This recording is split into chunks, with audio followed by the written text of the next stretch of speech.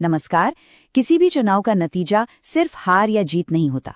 वो दरअसल जनता की आवाज होती है, उनकी उम्मीदों और नाराजगियों का एक दस्तावेज। आज हम 2022 के बालामाऊ विधानसभा चुनाव के नतीजों की गहराई में उतरेंगे। ये सिर्फ एक विश्लेषण नहीं है, ये भविष्य की जीत का एक ब्लूप्रिंट तैयार करने की कोशिश है। तो चलिए इस सफर की शुरुआत करते हैं। 26,244 ये महज एक आंकड़ा नहीं है, ये वो फासला है जो जीत और हार के बीच खड़ा था। यही वो संख्या है जो हमें बालामाऊ की राजनीतिक जमीन की कहानी सुनाती है। हमारा पूरा विश्लेषण इसी एक सवाल के इर्द गिर्द घूमेगा कि आखिर ये 26,244 वोटों का अंतर बना कैसे। तो आगे का हमारा रास्ता कैसा होगा? सबसे पहले हम बालामाऊ के उस बड़े सवाल को समझेंगे, फिर हम जमीन की नब्ज टटोलेंगे, वहां के लोगों की बात सुनेंगे। इसके बाद चुनावी आंकड़ों का विश्लेषण करेंगे, उम्मीदवारों के फर्क को जानेंगे और फिर एक ठोस 4 आयामी जीत का ब्लूप्रिंट देखेंगे। और आखिर में बात करेंगे कि जनादेश से शासन तक का रास्ता कैसे तय होता है। तो चलिए शुरू करते हैं। बालामाऊ एक आरक्षित सीट, जहां 2022 में जनादेश बिल्कुल साफ था। यहां सवाल ये नहीं है कि कौन जीता, सवाल ये है कि जीत का मार्जिन इतना बड़ा क्यों हो गया। किसी भी चुनावी रणनीति की शुरुआत इसी क्यों को समझने से होती है। इन आंकड़ों को देखिए, ये तस्वीर को काफी हद तक साफ कर देते हैं। बीजेपी को लगभग 43% वोट मिले, एक निर्णायक जीत।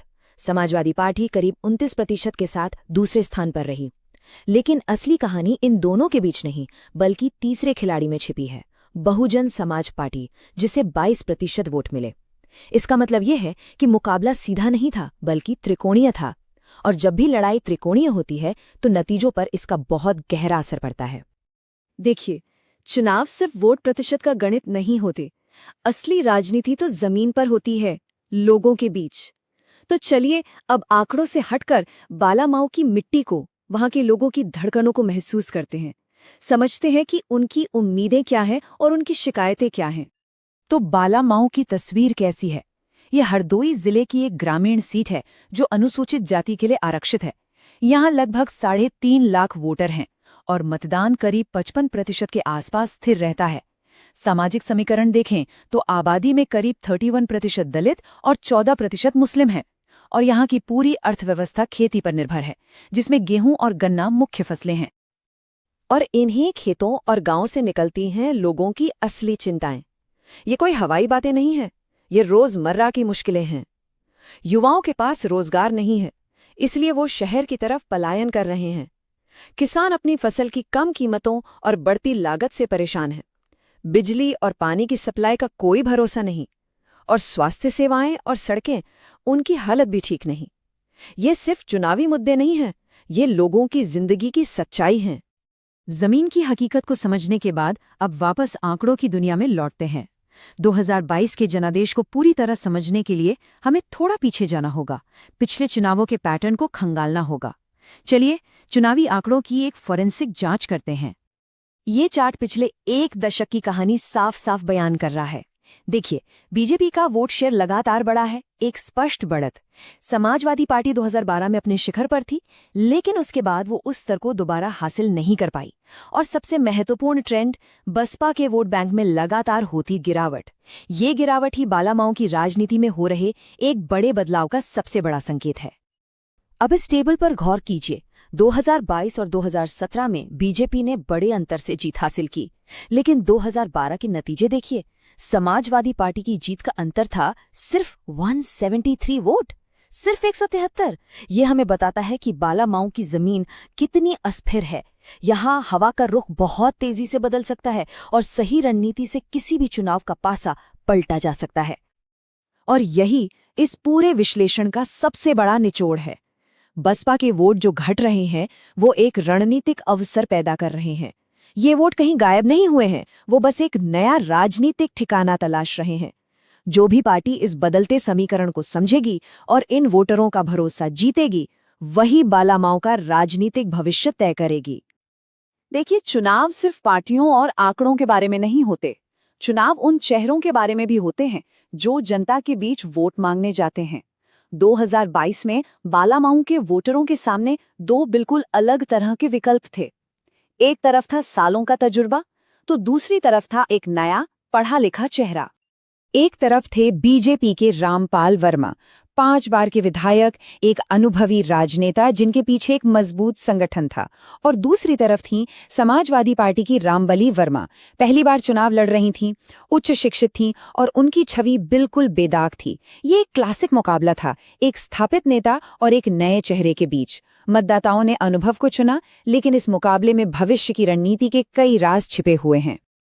तो अब तक हमने समस्या का विश्लेषण कर लिया, लेकिन सिर्फ विश्लेषण करना काफी नहीं होता। हार के बाद एक ठोस कार्य योजना की जरूरत होती है। अब हम समाधान की बात करेंगे। हम इसे कहते हैं चतुर्मुख सिद्धांत, वापसी करने के लिए एक 4 आयामी, एक मजबूत ब्लूप्रिंट। तो ये चतुर्मुख सिद्धांत आखिर है क्या? इससे एक मजबूत इमारत की तरह समझिए जिसके 4 स्तंभ हैं। ये एक समग्र दृष्टिकोण है जो मानता है कि एक सफल अभियान के लिए 4 चीजों में संतुलन होना जरूरी है: जनता के असल मुद्दे, सही सामाजिक गठबंधन, एक विश्वसनीय नेतृत्व और इन सब चीजों को जमीन पर उतारने की एक पक्की योजना। अगर एक भी स्तंभ कमजोर हुआ तो पूरी इमारत हिल सकती है। आइए अब इन 4 स्तंभों या चेहरों को एक एक करके समझते हैं। पहला है लोकहित, यानी विकास और कल्याण के उन कामों पर ध्यान देना जिनसे सीधे जनता का भला हो। दूसरा है जनजाति धारण, यानी समाज के अलग अलग वर्गों, खासकर दलित और ओबीसी समुदायों को एक साथ लाना। तीसरा है नाम न्याय, यानी एक ऐसा नेता जिसका चेहरा और काम दोनों ईमानदार और न्यायप्रिय हों। और चौथा और सबसे जरूरी क्रियान्वयन, यानी इन सभी बातों को जमीन पर उतारने का एक ठोस एक्शन प्लान। और जब एक जनादेश मिलता है तो उसके साथ एक बड़ी जिम्मेदारी भी आती है। जिम्मेदारी संविधान के मूल्यों को बनाए रखने की, हर व्यक्ति की गरिमा का सम्मान करने की। और आज के डिजिटल युग में ये जिम्मेदारी लोगों के डेटा की सुरक्षा तक भी जाती है। चुनाव जीतना मंजिल नहीं है, ये तो बस शुरुआत है शासन की, सेवा की। इस पूरे विश्लेषण का सबक यही है कि जीत जमीन की हकीकत को समझने, एक साफ रणनीति बनाने और सबसे बढ़कर लोगों का भरोसा जीतने से ही मिलती है। और ये विश्लेषण हमें एक आखिरी और शायद सबसे बड़े सवाल पर लाकर छोड़ देता है।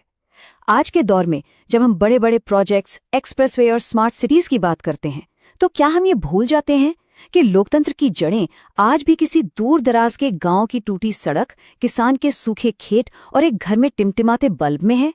क्या आज की राजनीति की सबसे बड़ी चुनौती यही है, बड़े वादों और लोगों की छोटी रोजमर्रा की जरूरतों के बीच एक संतुलन बनाना? ये एक सोचने वाली बात है। अगर आप एक जन केंद्रित नेता बनना चाहते हैं और अपने निर्वाचन क्षेत्र का उत्थान करना चाहते हैं तो blueprintstrategies.ai से mgr@blueprintstrategies.ai पर संपर्क करें या 08042041602 पर कॉल करें। राजनीति से परे एक उद्देश्य।